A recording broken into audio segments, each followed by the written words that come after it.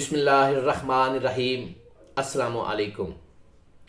ला शरीक है ओ रब जिसने साडे वर्गियां नूं अपना महबूब बख्शिया, रहन वास्ते पाकिस्तान ते अमल करन वास्ते फुरकान हमीद। अजीज दोस्तों, अज दे इस विलाग दे विच पंजाब दी चीफ मिनिस्टर ते टिक टाकर कुड़ियां अली अमीन गंडापुर दे खिलाफ कीती गई रिट ते इमरान खान दे खिलाफ 2 हफ्तियां दी मुलाकात ते पाबंदी ते गल करांगे। साडे पिंड दे नाल एक पिंड के जिहदे तो कोई अद्धा पौना किलोमीटर दूरों सड़क लंघदी सी। भला दौर सी, उस सड़क ते बसां भी चलदियां सन, पर ਉਹ टावां टाइम सी ते बस ਜਦੋਂ ਪਿੰਡੋਂ ਨਿਕਲਦੀ ਸਵਾਰੀ ਨੂੰ ਵੇਖਦੀ ਸੀ ਤੇ ਬਸ ਖਲੋ ਜਾਂਦੀ ਸੀ। ਸਵਾਰੀ ਨੇ ਆਉਣਾ तो ਉਹਨੂੰ ਬਿਠਾਣਾ ਤੇ ਲੈ ਕੇ ਚਲੇ ਜਾਣਾ। एक दिन इस तरह होया, पौने किलोमीटर तो पिंडों एक सवारी निकली, उधरों बस आई ते उस सवारी ने एक बच्चा चुकिया ते दूरों रौला पाई जाए ते हाथ हिलाई जाए, बस नूं के खड़िया हो जा, खलो जा खलो जा खलो जा। बस वालियां नूं भी अपना लालच सी, उन्हां भी बस खड़ी कर लई।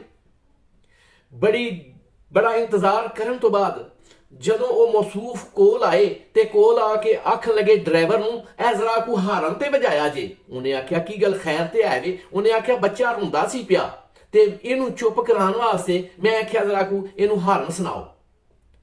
ਬਿਲਕੁਲ ਇਸੇ ਤਰ੍ਹਾਂ ਹੀ ਵੱਡਿਆਂ ਲੋਕਾਂ ਦੀਆਂ ਵੱਡੀਆਂ ਵੱਡੀਆਂ ਗੱਲਾਂ ਤੇ ਉਹਨਾਂ ਦੇ ਸੋਰਸਸ ਵੀ ਆਪਣੇ ਹੁੰਦੇ ਨੇ। ਇਸੇ ਤਰ੍ਹਾਂ ਹੀ ਪੰਜਾਬ ਦੀ ਚੀਫ ਮਿਨਿਸਟਰ ਦੇ ਅੱਬਾ ਜੀ, ਜਿਹੜੇ ਕਿ ਇੱਕ ਸਾਬਕਾ ਵਜ਼ੀਰ ਆਜ਼ਮ ਵੀ ਸਨ, ਉਹਨਾਂ ਦੀ ਬੇਟੀ ਨੇ ਜ਼ਿੱਦ ਕੀਤੀ ਕਿ ਮੈਂ ਇੱਕ ਟਿਕਟਾਕ ਕੰਪਨੀ ਬਣਾਣੀ ਹੈ, ਟਿਕਟਾਕ ਦੇ ਵਿੱਚ ਮਸ਼ਹੂਰ ਹੋਣਾ ਹੈ ਤੇ ਆਪਣਾ ਨਾਮ ਪੈਦਾ ਕਰਨਾ ਹੈ। ਉਹਨਾਂ ਨੇ ਆਖਿਆ ਕਿ ਜਾ ਜਿਵੇਂ ਦਿਲ ਕਰਦਾ ਹੀ ਕਰ, ਕਿ ਤੂੰ ਆਪਣੇ ਸਾਰੇ ਸੋਰਸਸ ਇਸਤੇਮਾਲ ਕਰਕੇ ਕਿ ਉਹਨੇ ਇੱਕ ਟਿਕਟਾਕ ਕੰਪਨੀ ਬਣਾਈ ਤੇ ਉਹ ਬਹੁਤ ਹੀ ਉਹਨੇ ਕੰਮ ਕੀਤਾ, ਲੇਕਿਨ ਉਹ ਕੋਈ ਕਾਮਯਾਬੀ ਉਹਨੂੰ ਹਾਸਲ ਨਾ ਹੋ ਸਕੀ। ਅੱਬਾ ਜੀ ਨੂੰ ਉਹਨੇ ਤੰਗ ਕੀਤਾ ਕਿ ਅੱਬਾ ਜੀ ਨਹੀਂ, ਕਿ ਇਸ ਤਰ੍ਹਾਂ ਕਰਕੇ ਮੇਰੀ ਗੱਲ ਨਹੀਂ ਬਣਨੀ, ਲੇਕਿਨ ਮੈਂ ਮਸ਼ਹੂਰ ਹੋਣਾ ਚਾਹੁੰਦੀ ਹਾਂ ਤੇ ਮੇਰੇ ਵਾਸਤੇ ਕੁਝ ਕਰੋ।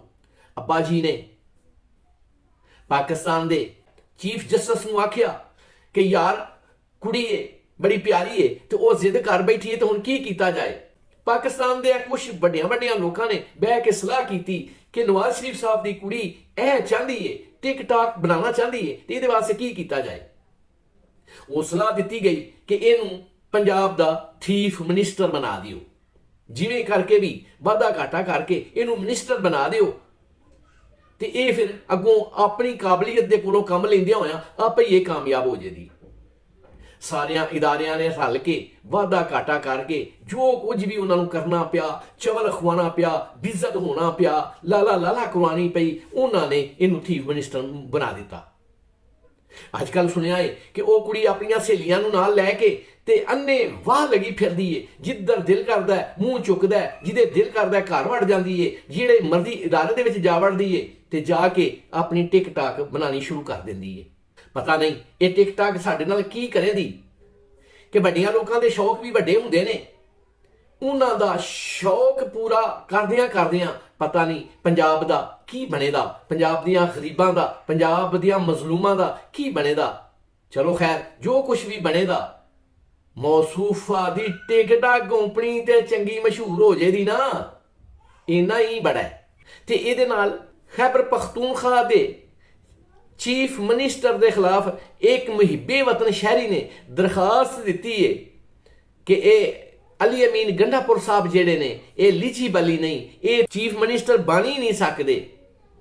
ਉਹਨਾਂ ਨੇ ਇਧਰੋਂ ਉਧਰੋਂ ਫੜ ਕੇ ਬਿਲਕੁਲ ਇੱਕ ਐਸੀ ਕਹਾਣੀ ਬਣਾ ਕੇ ਜੋੜ ਕੇ ਤੇ ਇੱਕ ਦਰਖਾਸਤ ਦੇ ਦਿੱਤੀ ਹੈ ਕਿ ਇਹ ਬੰਦਾ ਜਿਹੜਾ ਵੇ ਇਹ ਚੀਫ ਮਿਨਿਸਟਰ ਨਹੀਂ ਬਣ ਸਕਦਾ, ਕਿਉਂਕਿ ਉਹਦੇ ਚੀਫ ਮਿਨਿਸਟਰ ਬਣਨ ਦੇ ਨਾਲ ਪਤਾ ਨਹੀਂ ਕਿਹਨੂੰ ਕਿੱਥੇ ਤਕਲੀਫ ਸੀ ਤੇ ਕਿੱਥੇ ਤਕਲੀਫ ਹੋ ਰਹੀ ਹੈ। ਸਾਰੇ ਪਰੇਸ਼ਾਨ ਸਨ ਕਿ ਇਸ ਬੰਦੇ ਨੂੰ ਕਿਸੇ ਵੀ ਤਰੀਕੇ ਦੇ ਨਾਲ ਪਹਿਲੇ ਨੰਬਰ ਤੇ ਬਣਨ ਹੀ ਨਾ ਦਿੱਤਾ ਜਾਏ, ਜੇ ਬਣ ਜਾਏ ਤੇ ਇਹ ਆਪਣੀ ਇਸ ਅਹੁਦੇ ਦੇ ਉੱਤੇ ਬਰਾਜਮਾਨ ਨਾ ਹੋ ਸਕੇ।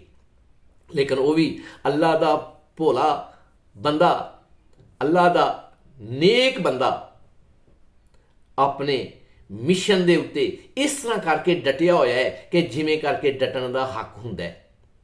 ਉਸਨੇ ਇਹਨਾਂ ਦੀਆਂ ਸਾਰੀਆਂ ਦਰਖਾਸਤਾਂ, ਇਹਨਾਂ ਦੇ ਸਾਰਿਆਂ ਚਵਲ ਪੁਣਿਆਂ ਨੂੰ ਖਾਤਰ ਨਾ ਲਿਆਉਂਦਿਆਂ ਹੋਇਆਂ ਬਿਲਕੁਲ ਆਪਣੇ ਮਿਸ਼ਨ ਦੇ ਉੱਤੇ ਡਟਿਆ ਹੋਇਆਂ ਆਪਣੇ ਮੰਜ਼ਲ ਦੇ ਵੱਲ ਗਾਮਜ਼ਨ ਨੇ।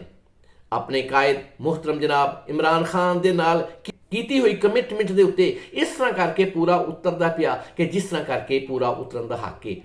ਇਹਨਾਂ ਦੇ ਅੱਲਾਹ ਪਾਕ ਦੀਆਂ ਭੋਲਿਆਂ ਬੰਦਿਆਂ ਨੂੰ ਇਸ ਗੱਲ ਦਾ ਪਤਾ ਨਹੀਂ ਕਿ ਉੱਥੇ ਸਿਰਫ ਇੱਕ ਅਲੀ ਅਮੀਨ ਗੰਡਾਪੁਰ ਨਹੀਂ, 80% ਲੋਕ ਜਿਹੜੇ ਨੇ ਉਹ ਅਲੀ ਅਮੀਨ ਗੰਡਾਪੁਰ ਨੇ।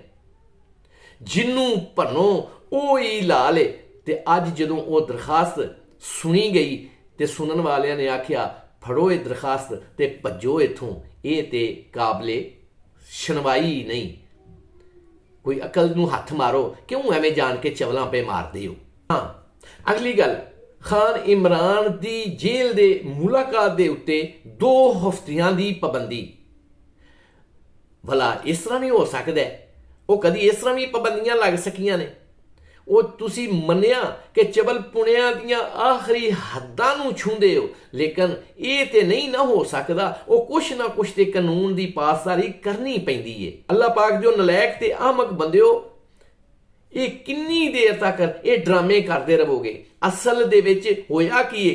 ਰਮਜ਼ਾਨ ਸ਼ਰੀਫ ਦੇ ਚੰਨ ਚੜ੍ਹਦਿਆਂ ਹੀ ਗਰੀਬ ਲੋਕਾਂ ਨੇ ਮਹਿੰਗਾਈ ਤੋਂ ਤੰਗ ਆ ਕੇ ਰੋਣਾ ਤੇ ਪਿੱਟਣਾ ਸ਼ੁਰੂ ਕਰ ਦਿੱਤਾ ਹੈ। ਤੇ ਇਹਨਾਂ ਨੇ ਡਰਾਮਾ ਇਹ ਕੀਤਾ ਵੇ ਕਿ ਲੋਕਾਂ ਦੀ ਤਵੱਜੋ ਜਿਹੜੀ ਹੈ ਮਹਿੰਗਾਈ ਦੇ ਵੱਲ ਨਾ ਜਾਏ, ਸਹਾਫੀਆਂ ਦੀ ਤਵੱਜੋ ਜਿਹੜੀ ਹੈ ਮਹਿੰਗਾਈ ਦੇ ਵੱਲ ਨਾ ਜਾਏ, ਤੇ ਉਹਨਾਂ ਨੇ ਉਸ ਤਵੱਜੋ ਨੂੰ ਮਬਜ਼ੂਲ ਕਰਨ ਵਾਸਤੇ ਇਹ ਕੱਟਾ ਖੋਲ੍ਹਿਆ। ਉਹ ਅੱਲਾ ਦਿਓ ਭੋਲਿਓ ਬੰਦਿਓ, ਉਹ ਇਸ ਤਰ੍ਹਾਂ ਕਰਕੇ ਵੀ ਕਦੀ ਕੁਝ ਹੋਇਆ ਵੇ? ਅੱਜ ਨਹੀਂ ਤੇ ਕੱਲ ਯਕੀਨਨ ਇਹ ਜਿਹੜੀ ਪਾਬੰਦੀ ਲਾਈ ਜੇ ਇਹ ਤੁਹਾਨੂੰ ਵਾਪਸ ਲੈਣੀ ਪਵੇਗੀ। ਇਹ ਤੇ ਹੋ ਹੀ ਨਹੀਂ ਸਕਦਾ। ਤੇ ਜਿਸ ਚੀਜ਼ ਦੇ ਉੱਤੋਂ ਤੁਸੀਂ ਬਚਦੇ ਫਿਰਦੇ ਹੋ, ਜਾਂ ਤੇ ਹੋਵੇ ਕਿ ਤੁਹਾਡੇ ਕੋਲ ਕੋਈ ਪ੍ਰੋਗਰਾਮ ਹੋਵੇ ਕਿ ਜਿਹਦੇ ਨਾਲ ਤੁਸੀਂ ਮਹਿੰਗਾਈ ਕੰਟਰੋਲ ਕਰ ਲਵੋ, ਹਫਤਾ ਜਾਂ 2 ਹਫ਼ਤਾ ਤੁਸੀਂ ਕੱਢ ਲਵੋ ਕਿ ਚਲੋ ਲੋਕਾਂ ਨੂੰ ਲਾਲੀਪੱਪ ਦੇ ਕੇ ਆਪਣਾ ਟਾਈਮ ਗੁਜ਼ਾਰ ਲਵੋ, ਤੇ ਫਿਰ ਤੁਹਾਡੇ ਕੋਲ ਕੋਈ ਹੱਲ ਹੋਵੇ, ਤੁਸੀਂ ਉਹ ਹੱਲ ਲੈ ਕੇ ਤੇ ਮੈਦਾਨ ਦੇ ਵਿੱਚ ਆ ਜਾਵੋ, ਲੋਕ ਮੁਤਮਈਨ ਹੋ ਜਾਣ। ਉਹ ਅੱਲਾ ਦੇ ਉਹ ਭੋਲਿਓ ਬੰਦਿਓ, ਉਹ ਤੁਹਾਡੇ ਕੋਲ ਤੇ ਮਹਿੰਗਾਈ ਦਾ ਹੱਲ ਹੀ ਕੋਈ ਨਹੀਂ। ਉਹ ਤੁਸੀਂ ਤੇ ਇਹਦੇ ਉੱਤੇ ਕੰਟਰੋਲ ਕਰ ਹੀ ਨਹੀਂ ਸਕਦੇ। ਤੇ ਜੇਕਰ ਇਹਦੇ ਉੱਤੇ ਕੰਟਰੋਲ ਨਹੀਂ ਕਰ ਸਕਦੇ ਤੇ ਇਹ ਹੱਥ ਕੰਡੇ ਵੀ ਤੁਹਾਡੇ ਕਾਮਯਾਬ ਨਹੀਂ ਹੋਣੇ। ਅੱਜ ਨਹੀਂ ਤੇ ਕੱਲ ਯਕੀਨਨ ਇਹਦੇ ਉੱਤੋਂ ਪਾਬੰਦੀ ਵੀ ਉੱਠ ਜਾਏਗੀ ਤੇ ਤੁਹਾਨੂੰ ਮੂੰਹ ਦੀ ਖਾਣੀ ਪਵੇਗੀ। ਮੇਰਾ ਅੱਜ ਦਾ ਵਲੌਗ ਜੇਕਰ ਪਸੰਦ ਆਇਆ ਹੋਵੇ, ਸਬਸਕ੍ਰਾਈਬ, ਲਾਈਕ, ਸ਼ੇਅਰ ਕਰਨ ਦੇ ਨਾਲ ਬੈਲ ਆਈਕਨ ਵੀ ਦਬ ਦਿਓ। ਸ਼ੁਕਰੀਆ।